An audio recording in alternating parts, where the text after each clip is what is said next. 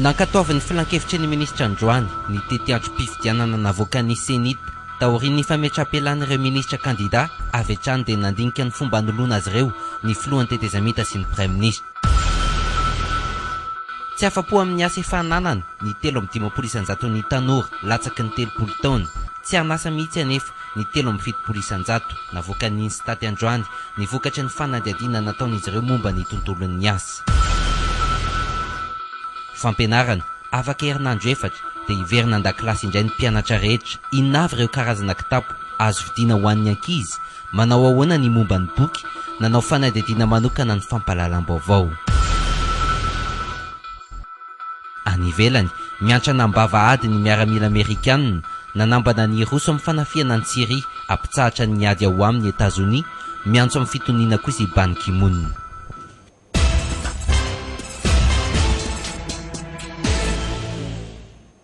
Manatra ny araba ho antsika rehetra indray tonga soa atao anatin'ny Viva événement manasanao mpanajana naraka ny fampahalalam-baovao antsika hatramin'ny farany ny pejiny toe-karena no anomboantsika ny fotoana ny tanora sy ny asa araka ny voalaza tao anatin'ny lohateny teo. Tsy misy afa-tsy ny 300 ny tanora ihany amin'izao fotoana izao no amperinasa ny 450 izy ireo anefa mbola tsy afa-po amin'ny asa efa ananany.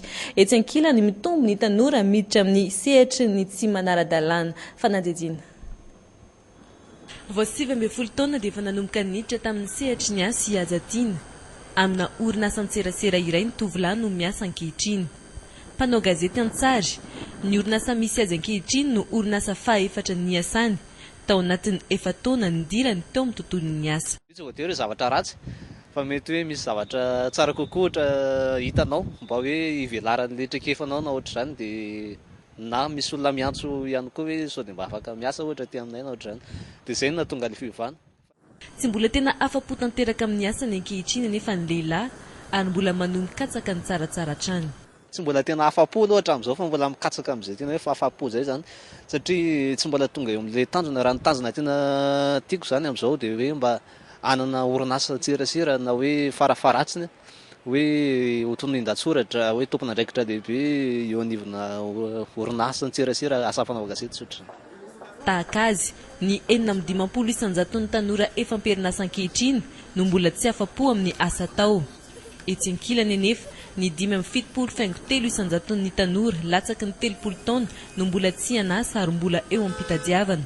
Ny ankamaroan'izy ireo izay voatery manorina asa madinika tsy tafiditra anatin'ny sehatry ny ara-dalàna na sektor informel. Iray amin'ireny Hery Antaona no nikaroan'ny asa saingy tsy nahita. Ankehitriny mpivarotra hani-masaka eto Mahamasina no niafarany. Asa manahirana be ilay mitady asa aloha ary tena sarotra ny olana azy rehefa tsy malala olona ray ao anatina orinasa ny ianao mitady dia efa tsy voaray. Na ohatra koa tsy manao tsolotsolitra mba jinjinika karamaka tsasa no menanao dia mba ampidira dia ohatr'izay ny tena olana tamin'ilay mitady asa dia aloha ihany ny teny eto ny tohizana atao izay mba tsara anazy. Na izany aza afa-po amin'ny fiainany Hery amin'ny ankapobeny ny tsy fampin'ny fahaiza-manao amin'ny tanora no antony voalohany tsy andraisan'ny mpampiasa azy ireo. Manampy izay ny tsy fampin'ny tolotr'asa avy amin'ireo orinasa efa misy.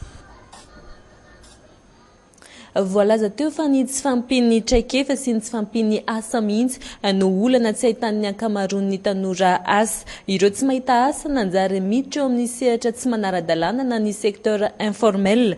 Tanora mahery ny 3 hetsy ankehitriny no miasa ao amin'io sehatra io. Fanampanazavana. Tsy ampoan'ny tanora vao nahavita fianarana intsony ny famoronana asa eto amintsika indrindra tao anatin'ny 7 taona farany. Nanampitrotraka izay ny fahaverezana asa. Ho an'ny taona 24 no makaty ny tombo ny fepotona matsy anasan'ny tanora iray. Vokany miroborobo izay tsy izy ny asa tsy ara-dalàna na ny informel 3,7% izany raha ny antotanisa navoaka ny sampandrara mikirakira ny antotanisa eto amintsika.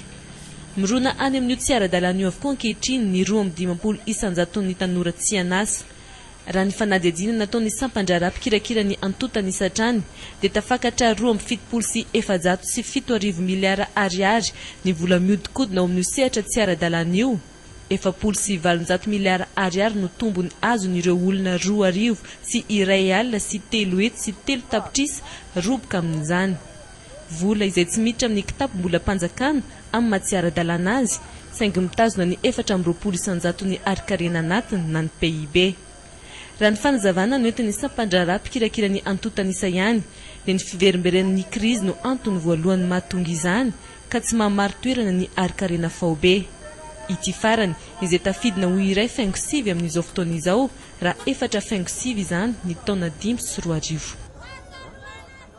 Ivadika amin'ny pejiny fampianarana isika firy amin'ny tanora malagasy no maniry andrato fianarana any ivelany antapitrisany vitsy ihany nefa no afaka manao izany ireto ankizy entina amintsika ireto dia isan'ireo afaka ny andeha samy mianto tena nefa izy ireo ary azo any Frantsa. Fanadidiny Aina Muriel sy Andoniana Raya. Fivirina entina no manana siatriana ny fianarana any ivelany. Iray amin'ireo andeha ho any Frantsa itahina. Ny fiovan'ny kolotsaina, ny fiovan'ny fomba fiaina amin'ny ankapobeny hoenjana no iandry any itahina izay sambany no ho any Frantsa. Fa tena hoe iainana any miankina amin'ny andray avy eo. Vita izay, olana iray tsy maintsy vahana ihany koa ny trano ipetrahana. Ny hofa-trano izay mandinina 200 euro na 4 alina sy 4 hetsy sy 2 tapitrisa iray milanja hatramin'ny 500 sy 300 euro na 7 hetsy sy 4 tapitrisa iray milanja ao Frantsa amin'izao fotoana izao. Manatombo kosa amin'ireo mpianatra hafa ireo izay manana havana ipetrahana mandritra ny fotoana vitsy ihany tahaka ny mahery. Para misy ny tantinako dia sasasasany ray aman-dreny. Mianto tena ihany koa izy Sonia tahaka ireo mpianatra namany, irindra anam-potoana anaovana asa maivana izy ahafahany manatanteraka hatramin'ny faran'ny fianarany. Tady moyen zany hoe amin'ny herin'ny tena koa ny anaovako an'ilay izy dia zao aho iandro tena efa niasa moa zany aho mandritra ny 5 taona izay ny asako dia nanangona zany dia zao andeha. Ny campus France ny tompon'antoka amin'ny fandefasana ireto mpianatra ireto andrato fianarana any ivelany. Ny tena tsara raha ny torohevitra ny mifantoka manontolo amin'ny fianarany. C'est vrai qu'il y a une possibilité de travailler en France. Marina fa afaka mianatra ireo mpianatra ireo rehefa tonga any Frantsa. Faraka ny efa noazavainay teo dia tsy vahaolana mihitsy izany satria tena sarotra ny hoe sady miasa ny mianatra. Noho izany dia toroana hevitra izy ireo mba tsy hanao izany mihitsy raha mbola azo atao. 300 euro izany hoe 7,20 tapitrisa iray milanja farafahakeliny no tokony ho ampelatana amin'ny mpianatra malagasy ano fianarana ao amin'ity firenena ity raha ny kajikajy. Eo amin'izay pejiny fampianarana izay ihany herinandro efatra eo sisa dia nitsaka taom-pianarana vaovao ny kilonga madinika eny amin'ny kilasy voalohany. Iray amin'ireo boky tena ilain'ny mpianatra ny boky méthode de Boscher, boky lafo vidy ho an'ny iray aman-dreny. Aina Muriel sy Andoniana Raya no teny an-tsena. Raha amin'ireo boky ato anatin'ny trano fivarotana, mitana ny laharana voalohany ny méthode Boscher raha isan'ny lafo isan'andro, be mpividy indrindra saingy isan'ireo tena lafo ihany koa amin'ny boky natokana ho an'ny fianarana. Méthode Boscher zao 80 dia 75 ny tena vidiny. Dia zao makantony any grossiste, any Ankarana, any Tsaralalàna. Tsy takabidy ity boky tena malaza ianarana ny abidi amin'ny teny frantsay ity, nandritra ny 30 taona teo eo zao. Tsy maharaka ny tinadiny ny tolotra, izay no mampiakatra ny vidiny. Hatreto tsy misy mahasolo ny méthode Boscher. Tsisy mahasolo anazy mihitsy dia io zany misy foana efa misy fotoana tsy misy dia misy ihany izy herinandro. Dia izy tsy na be mpiasa be mihitsy. Be dabe zany mampiasa anazy. Fa nahoana ary no tsy maintsy méthode Boscher e? Izy zany no boky ela indrindra amin'ny resaka fianaran'ny ankizy vao manomboka mianatra. Le méthode ao anatiny zany tena efficace zany raha filazana azy. Ie. Dia le fahaelany mihitsy ny tena zava-dehibe aminy. Efa nampiasain'ny olona maro be. Izy moa zany boky vazaha dia ampiasaintsika eto Madagasikara expression française zany mampiasa anazy matetika. Dia efa misy boky gasy koa nakatahaka le méthode ao anatiny fa mbola tsy dia fantatry ny olona loatra dia lasa izy foana ny ampiasaina. teto amin'ity fivarotam-boky ity dimanjato isan-taona no metode Bôchera lafo isaky ny fidiran'ny mpianatra saika 900 n'ireo sekoly fanabeazana fototra mampiasa azy ity avokoa. Fa iza tokoa moa no tena namorona ity boky antsoina hoe méthode de Bôchera ity. I Mathurine Bôchera no tena anarany, mpampianatra nikoizana tany frantsisy ary nanana ny fomba manokana nampianarana ny teny voalohany tokony ho hain'ny ankizy. Ny taona 2009 no nanomboka nanotany ity boky ity, 5 ny isan'ny lesona ao anatin'ny méthode Bôchera ary voahaingo sary sy loko natao indrindra anintonana ny sain'ny ankizy mandritra ireo vakteny misa 40 ao anatiny.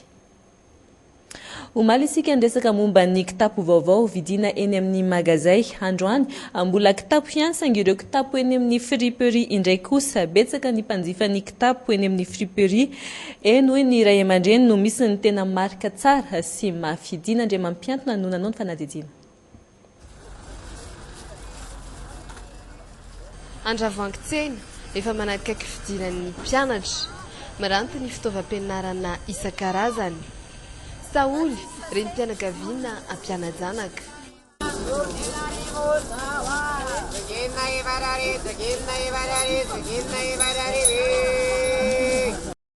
Kitapo anjanany vao 5 taona no vidiny teto. Mafy.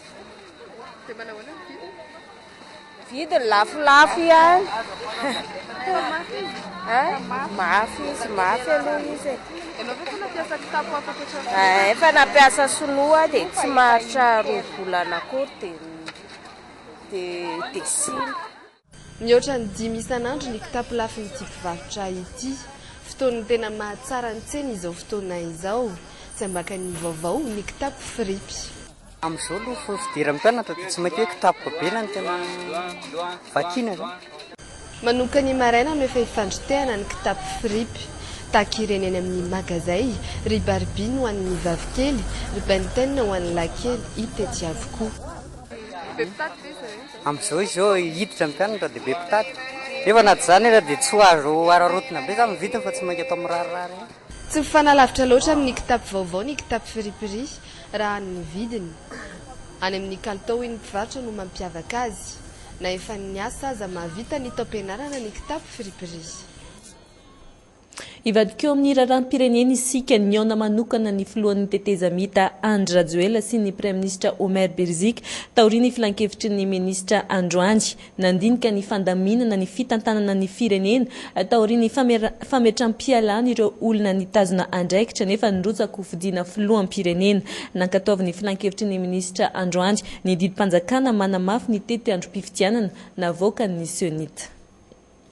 Eo amin'izay raharam-pirenena izay ihany inona no ataony Ankolafy Ravalomanana manoloana ny tsy nandraisan'ny CES ny fangatanana napetraka izy ireo omaly hatramin'ny ariva teo ho tanaty fivoriana tsy ankianto ity Ankolafy ity tetsy ankilany raha tsy nisy ny fiovana dia tokony niona tamin'ny SADC ny filoha teo aloha Ravalomanana marika raha ny Tsiliantsofina re nikasany isitaka amin'ny fiara-mitantana izany hoe ivoaka ny tondrozotra ny Ankolafy Ravalomanana ho an'ny Prime Ministre lefitra Zaza Piero iray amin'ireo olona ity Ankolafy ity anaty gouvernement tanefa fa tsy vahaolana ny fistahana fepetra manokana no angatahany ho an'ny Ankolafy misy azy. Andeha ho arahantsika tahaka izao izay fanehoan-kevitra noentin'ny Prime Ministre lefitra Zaza Piero izay.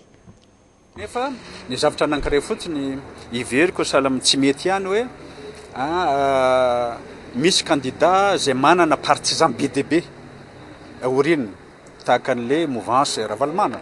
Raha ohatra tianao resahana zay ka tsy rariny kosa aloha fahitako azy le mouvance io tsy manana candidat.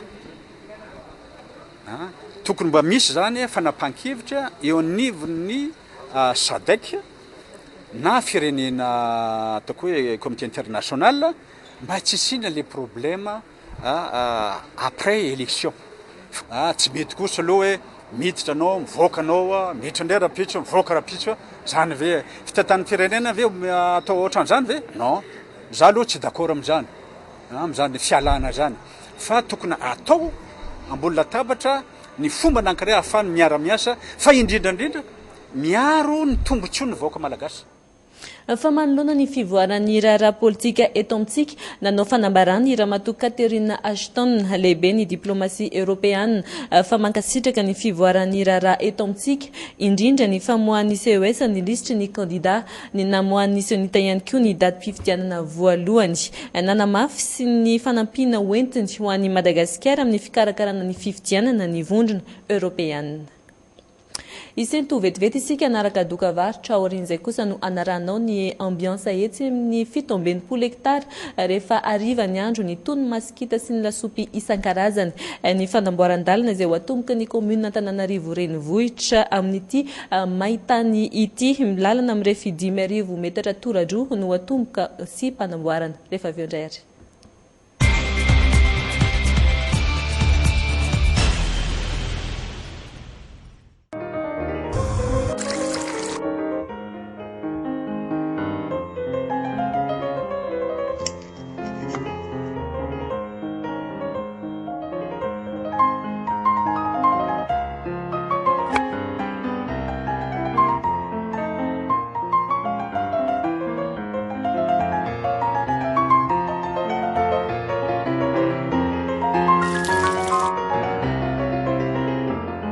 Sedap, ny tsara trano.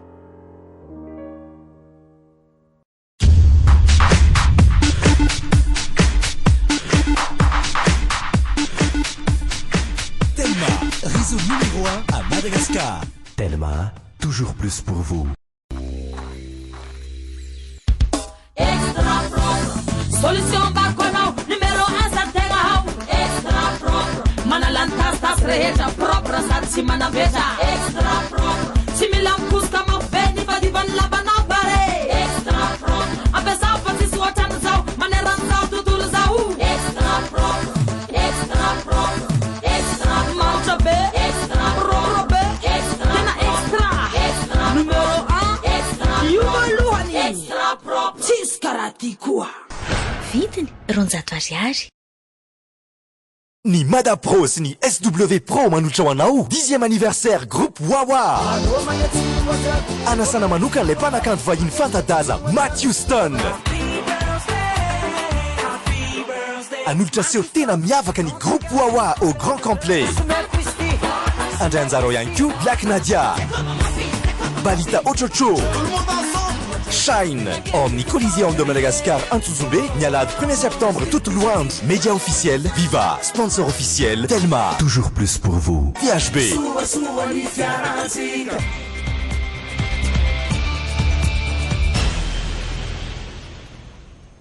Tapany faharoa amin'ny Viva événement ny antsipitriny avy hatrany miha maloto hatrany ny ranony Masay tato anatin'ny volana maromaro mitombo izay tsy izy ny tsikafina nefa ihany koa miteraka asa ho an'ireo mivelona amin'ny fisiny toe-javatra iodina Andriamampiatiny amin'ny sariny Yves Chanel. Amin'ny valo sasany maraina manomboka midina ny anaty rano ireo mpaka-tsikafina eto amin'ny ranony Masay. Manao andiany izy ireo miaraka amin'ny kitapo sy ny antsim-bilina tahaka izany hatrany no fanondry lekoma sy ireo namany isan'andro. Le tsikafina zany ho an'ny omby. Ho an'ny omby le tsikafina alaina ety. Misy no mivarotra fa ny anahy manokana zao ho an'ny ombinay le izy. Eo amin'ny 5,000 eo ny gony. Ane maloto fa efa fitadavana lesoko ataonay ahoana raha fa ino famelomanay omby dia tsy maintsy eo zay no makale. Itsondray mbola maka hafanana kely aloha vao hirotsaka antsehatra. Tena mamirifiry tokoa ny atsika ao anaty rano indrindra amin'izao andro ririnina izao.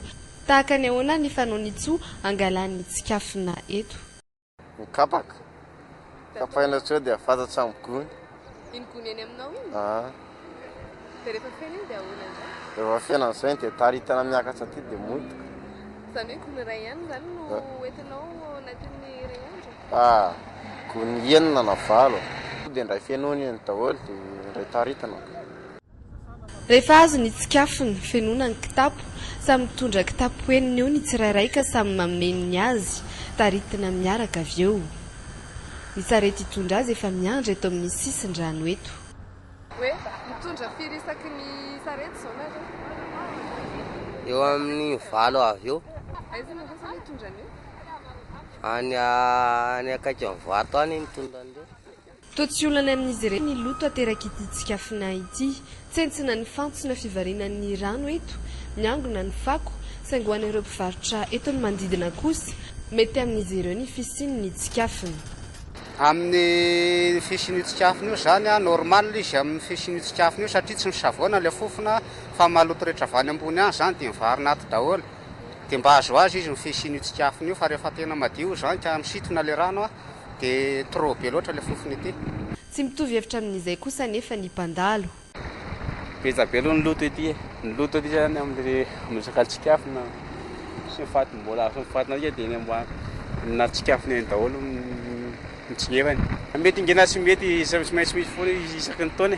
Laha ny voaolana amiko moa zany zao efa betabe ilay olona manana kisoa zany makany izy foana fa tsy mety tapy tsara izy. Efa nanao tolobidy ho amin'ny fanesorana tanteraka ireto tsikafona eto amin'ny ranon'ny Masay ireto ny commune Antananarivo, saingy noho ny fahambanen'ny vola no faritan'ny tompon'andraikitra fa ampiasaina amin'izany dia tsy nahasarika ireo orinasa izany. Lafim-baovao hafa tanteraka kosa nanao hetsika tetsy amin'ny 17 hektara nanoloana ny ministeran'ny asa-panjakana ny asa ary ny lalàna sosialy androany ireo olona mbola maniry ny ila ravinahitra any ivelany any Liban, Koweït na koa any Arabie Saoudite. Ny fandefasana piasa any amin'ireo firenena ireo izay efa norarana ny fitondram-panjakana. Mamboaka Fetranena sy Yves Chanel. 17 hektara misy ny braon'ny ministeran'ny asa-panjakana sy ny asa ary ny lalàna sosialy. Andiam-behivavy sy olona maniry ny hitady ravinahitra any ivelany, Liban, Arabie Saoudite, Koweït sy ny sisa ireto tonga teto ireto. Mitaky ny hanomezana azy ireo fa azon-dalana andeha ho any ivelany. Fa za maloha fa 5 mois teto. Fa 5 mois tsendriky lasina jusqu'am'izao. Nefa zay mijaly tsisy vôla ino mila hany. Ke zay mba mangataka aminareo tsy mahavelogno zahay zay. Zay mba mangataka babignafa nareo sy ty andehananay zay mananjanaka. Hoe mba ino andehananjanaka anay hianatra ka vao nareo rety tsika samy mba eto amin'ny fitondrana oka zany mba anaja mba jereo reo vahoaka amin'ny taraindreo. Efa manana contrat reo dia zay nahatonga anay nitondra reo ankizy reo nakaty amin'ny ministère tutelle mba hijery vahaolana mba ahafahan'ireo ankizy ireo mandeha miasa. Nandray azy ireo teto ny ministra teo aloha misahana ny asa tompon'andraikitra amin'ny fanomezana io fahazon-dalana io. Tahaka izao no nahavaly ny ireto olona ireto.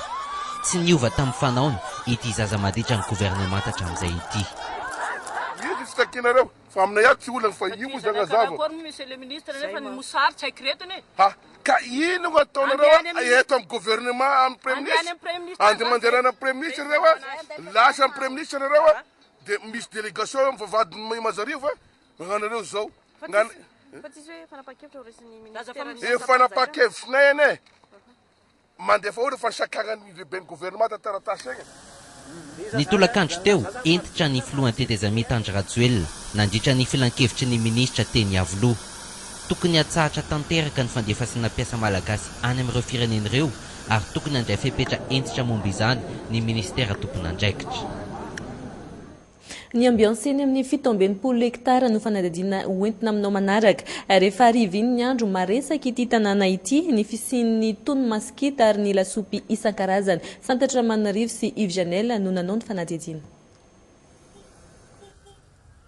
Arivariva eto 67 hektara atsimo. Efa manomboka ny tony maskita sy ny tony akoho.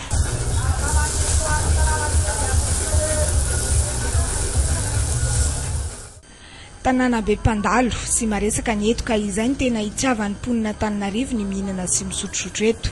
Ny ambiansa tao amin'ny 67 zany tena mahafinaritra be misy fa tena maresaka. Nakafizin'ilay olona zany dia ilay olona zany maro dia ny sasany misy makafy amin'ilay lasopy, misy makafy amin'ny brochette. Ny famotona tamin'ny namany eto ity tovolahy ity mba hisotrosotro kely. Ny ambiansa ity mafana aminy mitovy amin'ny ambiansa any amoron-dranomasina ny eto. Manimanina izany raha teo izy ka izay no antody aty.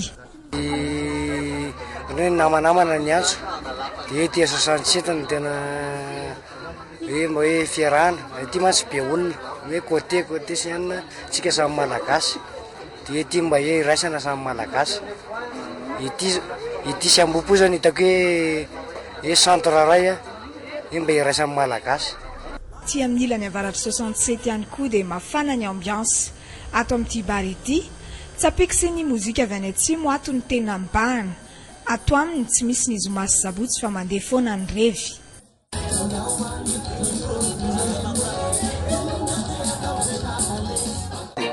Dia maro olo mpanao business aty ohatry hoe mitondra lavanily, kafe, jirofo. Zay mpivahiny zany eto ny tena centre mpivahiny amin'ny sisiny. Zay mahatonga hoe be revy maresaresaka amina rivariva revy. Indrindra mibarana akato ato zany spécialité tatsimo mihitsy ato. Ty barana akato presque olo avy atsimo foana amin'ny revy ato. Zay mamparesaka aty. Le sakafo ato zany tsakitsaka ato no misy reo frire reo. Zay misy angisy, misy horita. Maresaka olona ny 67 rehefa rivariva ary samy manana ny mampiavaka azy ny faritra tsirairay. Ao ny lasopy no malina, ao ny brochette, ao ny tongotrondro, fa izy dia ny fomba fahandro any amorontsiraka no tena ankafizan'ny olona mandalo eto azy. Lafim-baovao hafa tanteraka kosa ao anatin'ny Mahitany isika. Izay ihany koa no fotoana nampanantenan'ny komina Antananarivo renivohitra hanamboarana ireo lalana simba. Mirefy eo amin'ny 10,000 tora-droa eo no amboarina manerana ny boriboritany enina Santatramanarivo sy Yves Janel Latrany. Efa nanomboka ny fanamboarana ny lalana eto Antananarivo renivohitra. Isan'ireo efa vita ny lalana Andohatapenaka izay nampimenomenona ny maro. Afapo ihany ny mpampiasa ny lalana rehefa afaka aloha ny fitohanana. Raha mo hita dia mahafapo fa rehefa mba misy tsy miteraka embouteillage aloha dia efa tsara e. Teo aloha izy tena micréer embouteillage be. Isan'ny vita ihany koa ity lalana eto Akasina ity, saingy manany mety ho fahasimbany indray ny mponina eto amin'ny manodidina noho ny lalana tsy dia manana fivoahan-drano loatra. Zay tsara homana zany le izy hoe ravaina tena ravaina total mihitsy le lalana dia amboarina independent tena avaozina amin'ny fomba nanavaozana azy tamin'ny voalohany. Mety eto sy mety ateza kokoa. Fa le izy manko ny probleman'le izy le ohatra ny lavana dia tapenana. Dia rehefa avy eo lasa misy rano tafiditra ao anatin'ny goudron vao natsofoka iny satria misy elanelana misy décalage eo amin'le ampionana azy. Lalana mirefy 10,000 tora-droa no lalana amboarin'ny commune sy ny fer. Amboarina miaraka amin'ny orinasa Colas. Ankoatra io misy ihany koa ny fanamboarana ny tohatra Razafindrazay. Tafiditra amin'izany reny totobato zany ary izay resahana ihany koa sy amin'izao fotoana izao misy ny fahasombana amin'ny département technique efa eny toerana mihitsy fa miandry fotsiny zany sisa ny fanateran'ireo tompon'andraikitra ny matériaux ampiasaina amin'izany fa mino sy manantena koa ary hita mihitsy zany amin'ny fiazakazahana amin'izay fanamboarana izay fa ho vita alohan'ny fidiram-pianatra fanamboarana ny totobato 416 io. Ao anatin'ny boriboritany enina no isin'ny fanamboarana eto amin'ny tanàna Antananarivo ary vinavinaina ho vita mialohan'ny iavian'ny orana izany. Ankehitriny eny Anosy Vavaka izao no mandeha ny fanamboarana. Fanotanterana ny ariva teo ny dingana famaranana amin'ny fifaninanana danse Afrika. Tarika 4 no tafakatra tamin'izany ary ny iray amin'izy ireo ihany no isolo tena ny Madagasikara a New York, États-Unis amin'ny volana May 2024. Santatramanarivo sy Janel Latrany.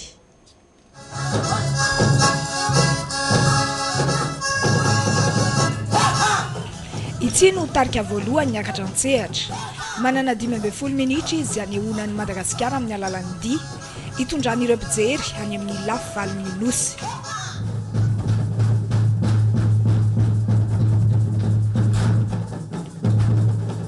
Aty ambadika mbola miomakomana ny tarika Bakimanga. Ifaninana ny tarika 4 itondra ny dia malagasy any États-Unis amin'ny taona ho avy. Niseho no manana ny tarika. Zay efa nanao dia sy province dia amin'izao ndray zay anao dia zany mba ho an'ny vahoaka. Ie, ohatran'izay ny eritreretana azy. Ato indray no misy ny Benjagasy eo am-piandrasana ny anjarany. Efa tafahomana avokoa ny mpandihy rehetra eto, miandry sy maka fifantohana sisa. Efa nanao fivahinianana maro tamina seho maneran-tany ity tarika ity, fa inona marina ary no andrasan'ireo vahiny. Aloha dia nafototra mamalagasy atsika zany hoe zavatra misy rasinina no zavatra atao fa tsy zavatra maniditsidina anankiray zay. Anankifaharoa dia sady mihaino ny sofiny no mijery ny masony, zany hoe hita ho foana zany le hira sy ny di.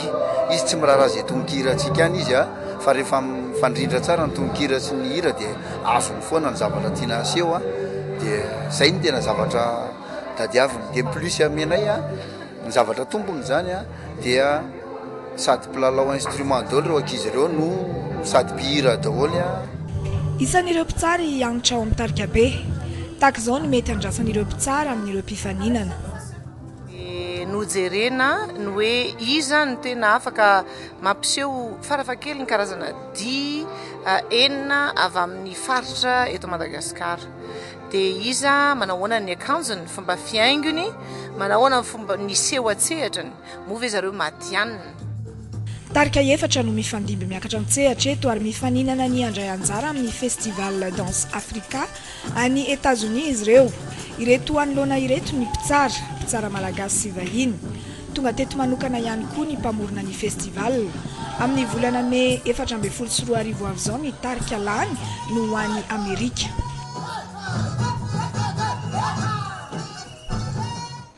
Raha ny vaovao voaray farany dia nitarika Bakomanga no nandresy ny bata ny amboara tamin'ny fifaninanana danse Afrika iny. Izy araka izany no isolo tena ny Madagasikara any New York, États-Unis amin'ny volana May 14 Amin'ireo vaovao iraisam-pirenena kosa miomana amin'ny fanafiana any Syrie ny tandrefana. Fanafiana andrasana hitranga tao anatin'ny andro vitsivitsy. Resy lahatra ny firenena lehibe ao anatin'ny OTAN fa i Bashar al-Assad no tompon'antoka tamin'ny fanafiana simika. Santatra Manarivo sy France 24. Tsy andro ny fahavitany ny fanadidiny no manampahiza ny firenena mikambana ny fanapaha-kevitry ny tandrefany. Ny Frantsay tsy mahita tompon'antoka fa tsy Bashar al-Assad tamin'ny njavan'ny ny alarobia herininy. Tout porte à croire. Manomboka mazava ankehitriny fa ny fitondram-panjakana Siriana ny tompon'antoka tamin'ny vonon'olona iny. Ny famonoana olona tamin'ny alalan'ny entona simika tany Damas dia tsy azo hoditsita. Ny Frantsa dia vonona ny anasazy zay tompo-kevitra tamin'ny famonoana ireo tsy manatsiny. De gazer des innocents. Manapa-kevitra i Frantsa fa anamafy ny fanampin'ireo mpioko Siriana amin'ity alarobia ity ihany koa isy ny fivoriana manokana momba ny fiarovana ataony ny filoha Frantsay sy ny filoha Frantsay. Any Grande-Bretagne ihany koa ivoriaraka amin'ny parlemanta i David Cameron. Raha ny zava-nisy tany Syria dia tena zava-doza tokoa. Olona maty sy mijaly vokatry ny fampiasana ny fitaovam-piadiana simika nataony ny fitondrana Assad. Tsy azo ekena fotsiny tahaka izao reny zavatra ireny. Ho an'ny Amerikanina tsy mbola nisy ny fanapaha-kevitra momba ny hetsika miaramila ho atao. Sambany kosa nefa ny fanjakana Amerikanina no nilaza mivantana fa i Bashar al-Assad no taorianany ireny zavanitranga ireny. Tsy azo idivirana andro sisa no isainy hanomboka ny fanafiana ny Syria. Fiaramanidina rafalina Frantsay misa enina no efa vonona ny anafika. Any Chypre ihany koa efa misy ny fiaramanidina lehibe miampy ireo sambo mpiady Amerikanina efatra miantsona sy lavitra ny firenena Siriana. Ny paikady fanafiana dia avy lavitra aloha amin'ny tehin'ireo toerana stratejika ampelantanan'ny Bashar al-Assad. Manoloana izany mampitandrina izay mihevitra ny anafika azy i Damas. Raha anafika ny Syria izy ireo noho ny hoe fampiasana fitaovam-piadiana simika dia diso tanteraka sy tsy maharesy lahatra akory. Za manokana dia anao fanamby amin'ireo mieritreritra fa nampiasa izany izahay fa diso ny fiheveran'izy ireo. Aloha entiny ny pirofo. Tsy ampiova hevitra loatra ny tandrefa ny fanambarana iny. Miandro ny fialan'ireo iraka ny firenena mikambana fotsiny sisa dia ho raikitra ny ady. 10 taona katroka androany no nizarany Martin Luther King ampahabemaso ny nofinofiny tao anatin'ny Laila teny hoe A Have a Dream teo amin'ny Lincoln Memorial tao Washington tamin'ireo olona naraka azy tamin'ilay diabe ny takinany zoma olona ho fanamariana izany dia anao lahateny eo amin'ny toerana io ihany koa ny filoha Amerikanina mainty voalohany Barack Obama amin'ity androany ity. Nathalie Ramanambe eo amin'ny sariny France 24 trany. My poor little children. Nanonofy aho hoe iaina amina firenena iray tsy mitsara azy ireo noho ny volokodiny fa noho ny maizy azy ireo zanako efatra. valombrolo aogositra 2025 teo amin'ny totohatry ny Lincoln Memorial atao Washington no nanaovan'ny Luther King izany lahateny izany. Nanomboka teo lasa ohatra fangatahaka ho an'ny Amerikanina ity pasterany Atlanta ity. Ny taona 2024 nanokana kianja manokana mitondra ny anaran'ny filoha-Amerikanina Barack Obama. Isan-taona Amerikanina anarivony maro no mahatsiaro azy ary manao fihetsiketsehana ho amin'ny fampitovizan-jo any États-Unis. Nanonofy ny fankatiavan'ireo Amerikanina fotsy sy mainty hoditra inga Martin Luther King, fanantenana izay mbola zarain'ireo taranany hatrany 50 taona aty aoriana.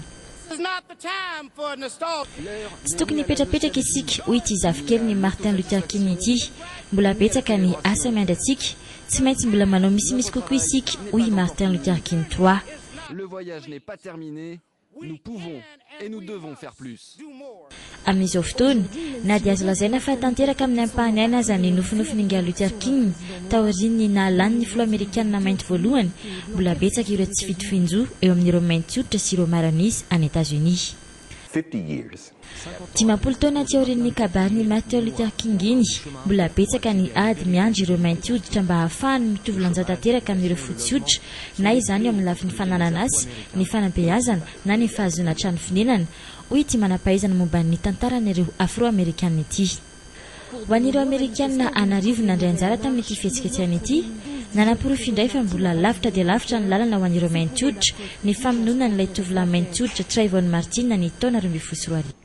Hatreto indray ny fiarako taminao tamin'ity androany ity, hankasitrany hatrany ianao niaraka taminay hatramin'ny farany rapitso amin'ny ora tahaka izao indray ny fotoanako aminao manaraka. Veloma tompoko.